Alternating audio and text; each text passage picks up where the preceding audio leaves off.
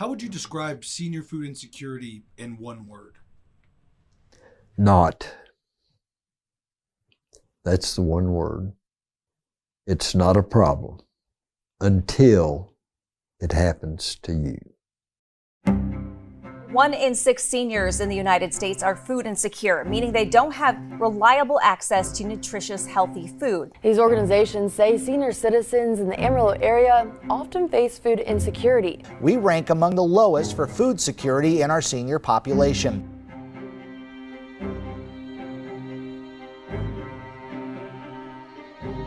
As our seniors are having to choose between purchasing food and purchasing their desperately needed medication. 1 in 5 individuals in the next 5 to 6 years will be 65 or older. Make sure that people understand that this is a significant issue in our country and it's not going away.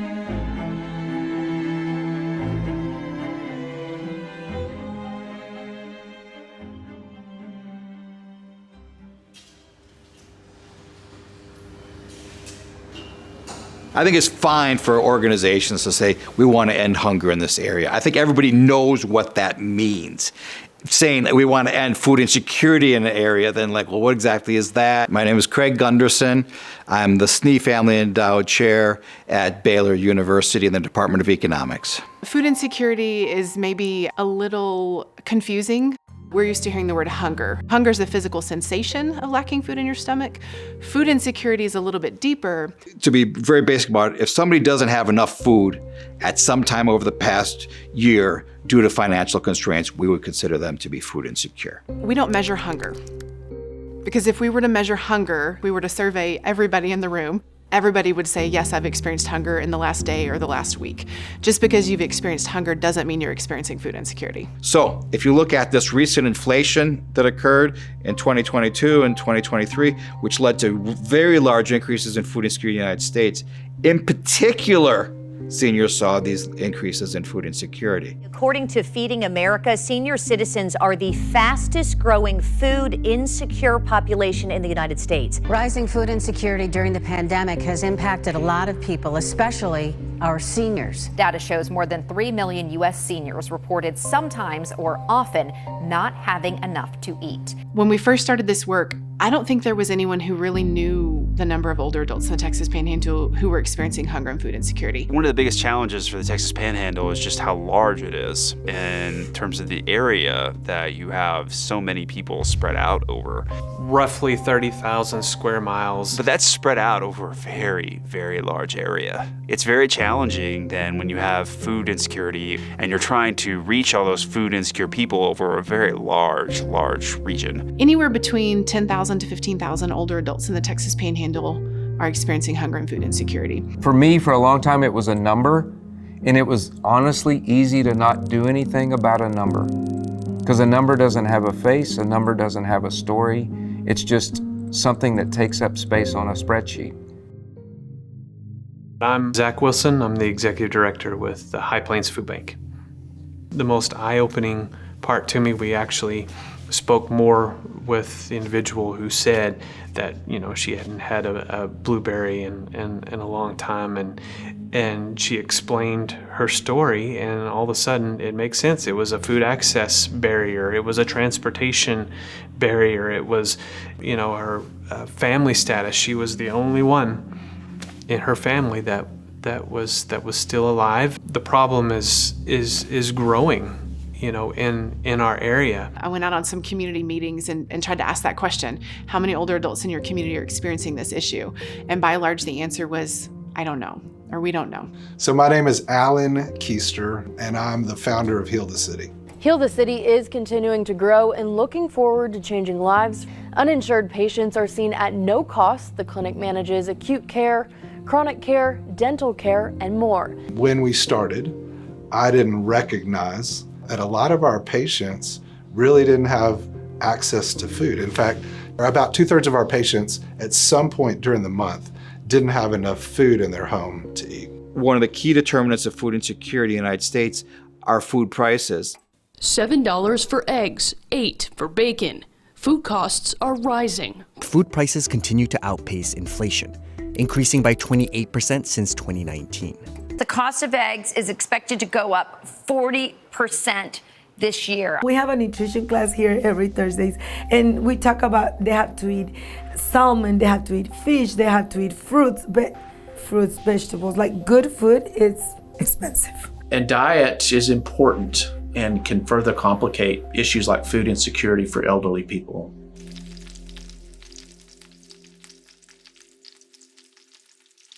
Food insecurity is not just about having the money to buy food, but also some of our seniors that experience food insecurity is lack of transportation. And bus service is not sometimes available at the time those people need to go to buy their groceries. A lot of the people that use public transportation, they have to walk. And we know that seniors have higher rates of disability across many different dimensions. Those factors start to add up, and all of a sudden you have a person in need. Think about the stress that they take with them to bed at night. You have to acknowledge there's a challenge first, and then solutions come later. We have a whole generation that is moving into that age group.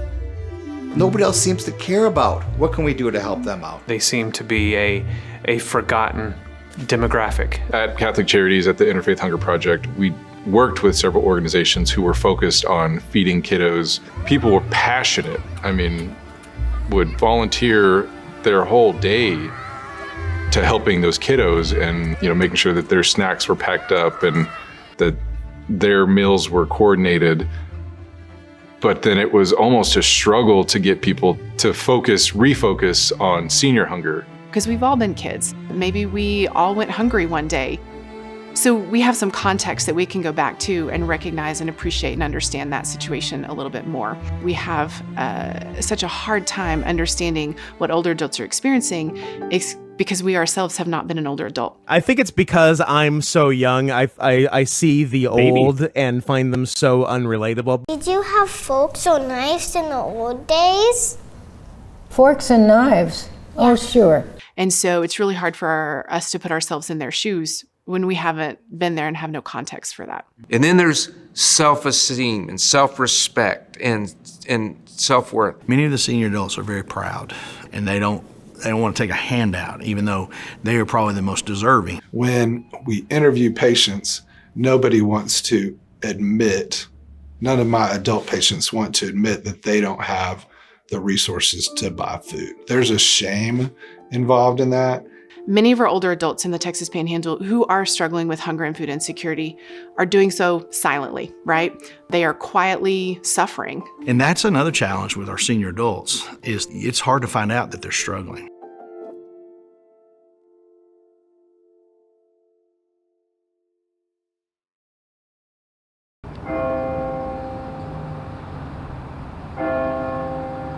Do you want first and last name? Yes, ma'am. Brenda Preston. I am 77 years old, and my husband is 90, will be 91 this week. How long have the two of you been married? 48 years. I was living in Guyman, was on the verge of a divorce, and I needed a job very badly that could support my daughter and I. I went to the Amarillo College truck driving class, and my husband, he was teaching his first class. He allowed me to get in even though I was a week late in registering, and I went through the class, and after my husband and I got together, which was not during the school, let me clarify that, yeah. Thanks to that, I went on to be the first woman truck driver in the Safeway stores in Amarillo. Then after my husband and I got together, we were going from coast to coast delivering airplane engines. I retired. He tried to retire, and just, that was not for him. He just couldn't stay at home. And he'd been a truck driver his whole life. When he was 85, he took a fall and was injured, not terribly, but he was injured, and we decided that he needed to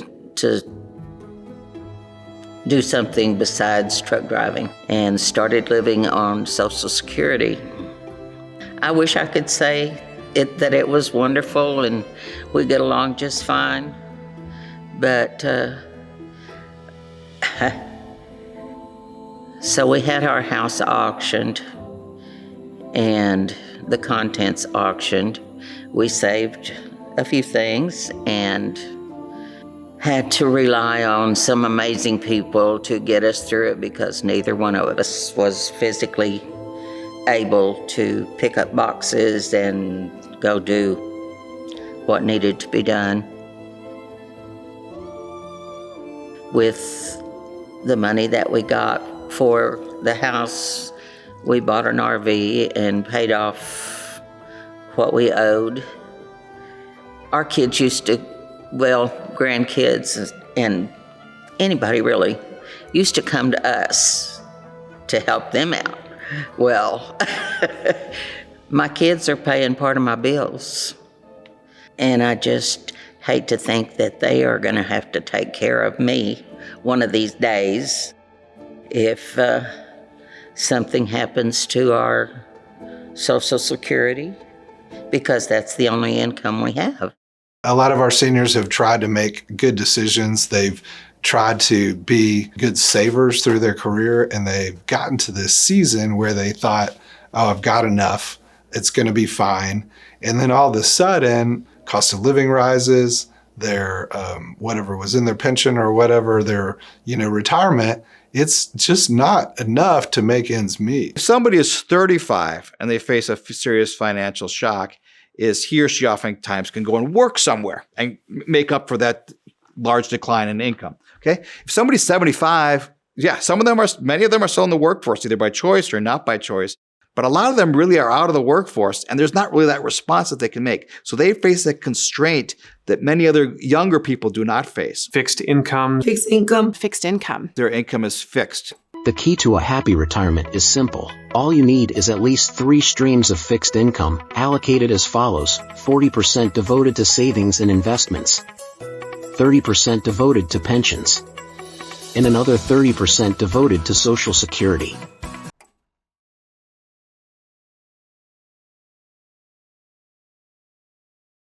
It's surprising that a lot of the folks that we serve and have on our services are those people who have worked all of their lives, who have done everything that, I think people would say that you're supposed to do, but still aren't able to make ends meet for whatever reason. So in the Texas Panhandle, we have the top 26 counties, and kind of central in that, we have Potter and Randall County, and Amarillo is between both. Some of Amarillo is in Potter County and some of it is in Randall. And so there are still places of Potter and Randall County that are rural, but by and large, we consider Amarillo to be kind of the city, and then the other 24 counties outside of that to be rural. If you take, say, south parts of Amarillo and Canyon and stuff like that, there's more affluence there. Things are going pretty well. If you even just look at Potter and Randall County is often wealthier in terms of the data and the research. If you look at the United Way of Amarillo and Canyon's Community Impact Report, often you'll see that Randall County has better outcomes than Potter County. And so there is a big distinction between Potter and Randall in and of itself.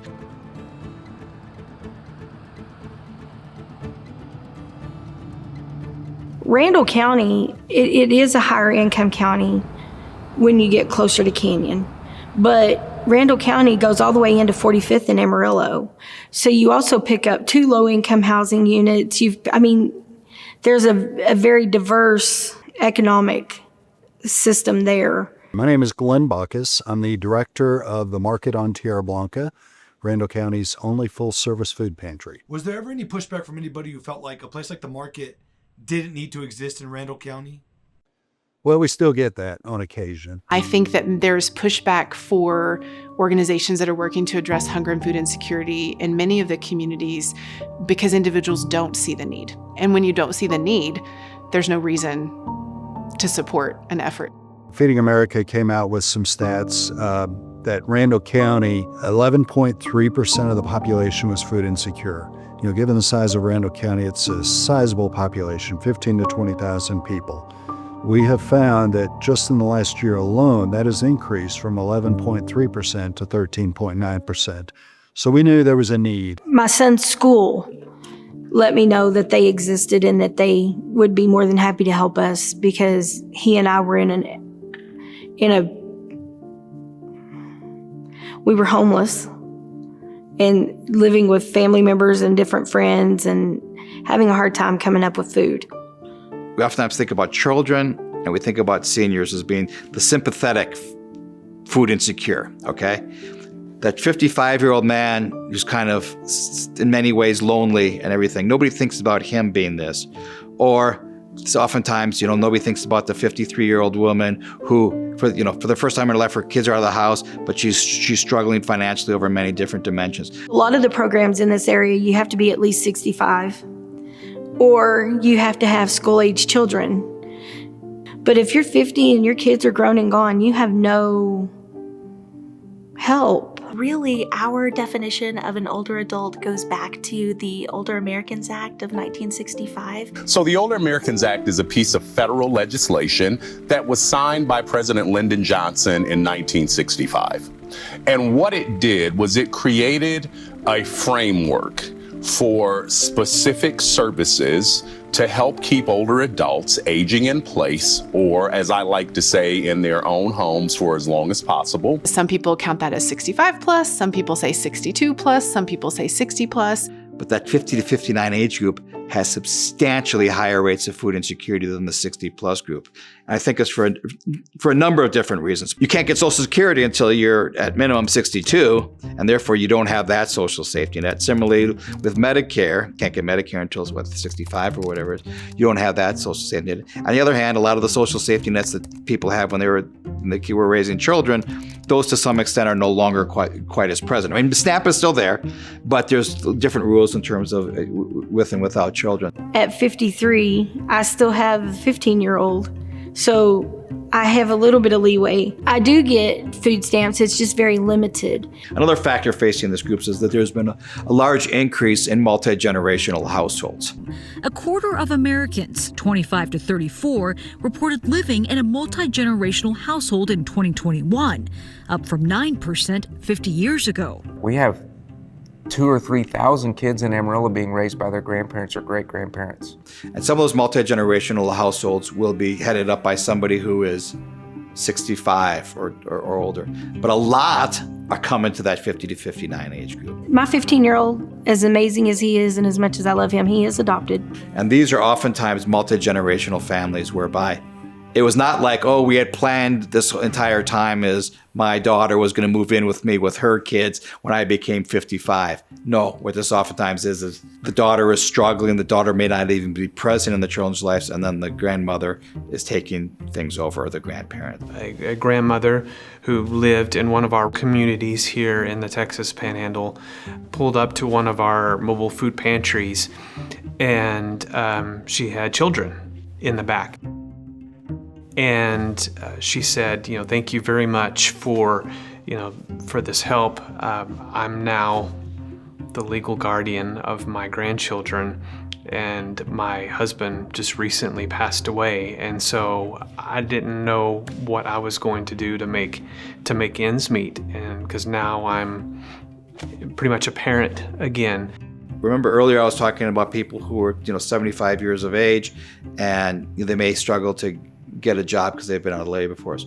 Those in that 50 to 59 age group, if they lose their jobs, it's really, really hard to get another job that pays as well as what it was previously. Half of American workers older than 40 say they faced age discrimination, and 27% say they were denied a job because of their age. People think that in order to be food insecure, it means that you don't work. That's simply not true. The majority of people who turn to us for help have at least one job, sometimes more than one. I've worked a lot of different jobs my whole life. I usually try to one full-time job and 2 or 3 part-time jobs at the same time. So I've worked up to 4 jobs at a time. So working hard was not the issue. I had 2 surgeries where our apartment complex evicted us during that time. What's the leading predictor of food insecurity in the United States? It's disability status. We have a lot of disabled people for one reason or another here in the Panhandle of Texas. All of their money is going to take care of health care, so they're having a hard time. And so when they have a tragedy, they're not prepared for that. I mean, I had 1 surgery on January 10th and 1 surgery on January 24th.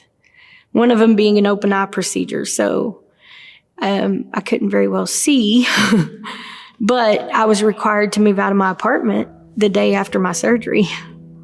So that's how we ended up with not having a place to live. When they did the community health survey, what they found was that the number one health issue in our community was not diabetes, it wasn't hypertension, it wasn't obesity, it was behavioral health. And behavioral health means different things to different people. So what I would say in general for us, it tends to have the overlaps of depression, anxiety, sometimes trauma, PTSD. When my family would be without food growing up,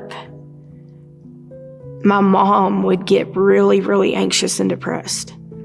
And so I've tried to stay away from that, knowing what I seen as a kid so that my son doesn't see it. So he doesn't realize, when we were homeless, he thought we were camping out. He thought we were camping out and having a good time. He didn't know the difference. So I try to make sure that my son doesn't know and doesn't experience the anxieties that I did growing up. I talk a lot about loneliness, talk a lot about mental health challenges, and those things go together. And I think that's really especially important for seniors. So you're not surprised that the latest numbers show that 25% of healthcare for seniors and older adults is spent on mental health care? Right. It doesn't surprise me at all. Yeah. No. And I would, yeah. And that's, that's just going to increase over time. Most of us like to think that we're proactive. We're thinking about the future, what's going to happen, maybe next month and 6 months and a year. Maybe we think about, our retirement, whatever that's going to be, the long play. But when things get tight, when trouble comes, when resources aren't available, what tends to happen is people go into what I call chaos mode. You can't think, you can't focus, you can't work, you can't learn, you can't begin to get organized, because food is something you gotta have every day. It doesn't take a holiday, it doesn't take a vacation, it doesn't take a weekend off. And so without food and consistency, it's chaos. When you don't know where your next meal is coming from or where your child's next meal is coming from, I think that causes a lot of anxiousness. And our world has come to an anxious society for a lot of these reasons.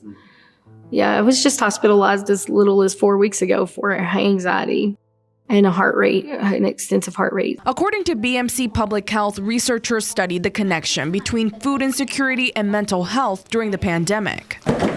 They found that food insecurity nearly tripled the risk of anxiety and caused a 2.5 times higher risk of depression. In fact, PTSD is the big one, because you can imagine not having food for yourself or your family is almost like having a trauma.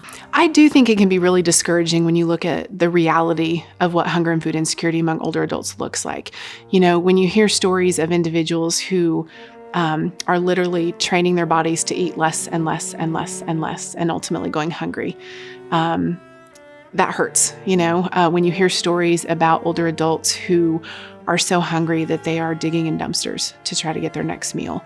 That's really discouraging. That's really hard.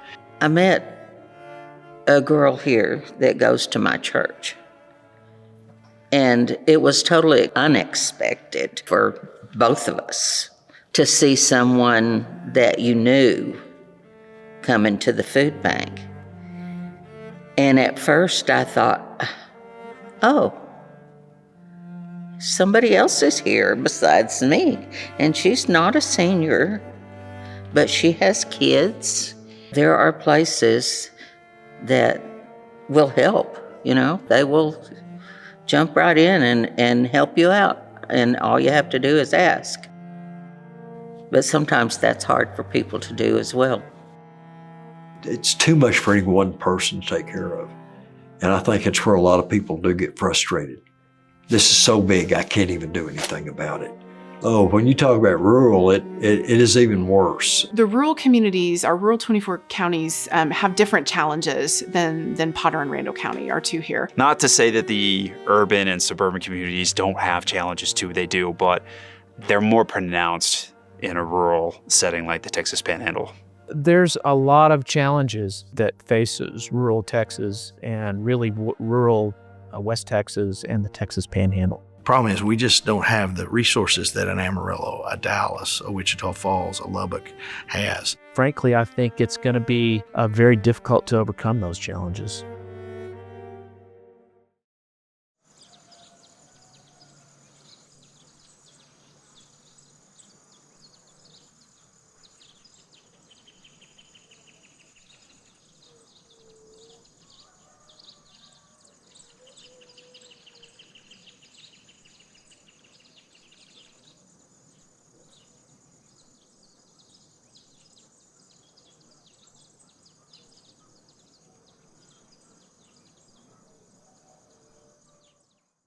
Funding for this program was provided by the Mary E. Bivins Foundation and viewers like you.